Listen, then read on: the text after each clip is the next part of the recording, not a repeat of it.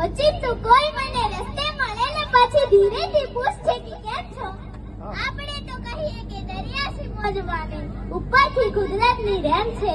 આજે કુદરતની રહેમ અને પાક પરવર્તિકાની ઈચ્છાથી આપણે સૌને ઉમરુમીર પરિવારના આંગણે મળવાનું થયું.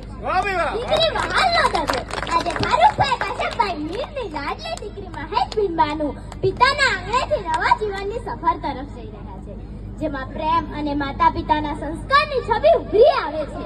આ શુભ પ્રસંગે હું દિલથી દુઆ કરું છું કે યા અલ્લાહ અમારા મહેશબીન બાનુના જીવનમાં સુખ શાંતિ અને બરકત રહે અને એ વહાલનો દરિયો બંને પરિવારમાં મોહબ્બતથી રહેતો રહે એવી આપણે સૌ દિલથી દુઆ કરીએ. આમીન. जब खुदा ने दुनिया को बनाया होगा तो एक बार जरूर सोचा होगा, जब खुदा ने दुनिया को बनाया होगा तो एक बार जरूर सोचा होगा, कौन देगा अपने पिता को हिम्मत, कौन देगा अपने पिता को हिम्मत, तब खुदा ने एक प्यारी सी बिटिया को बनाया होगा, तब खुदा ने एक प्यारी सी बिटिया को बनाया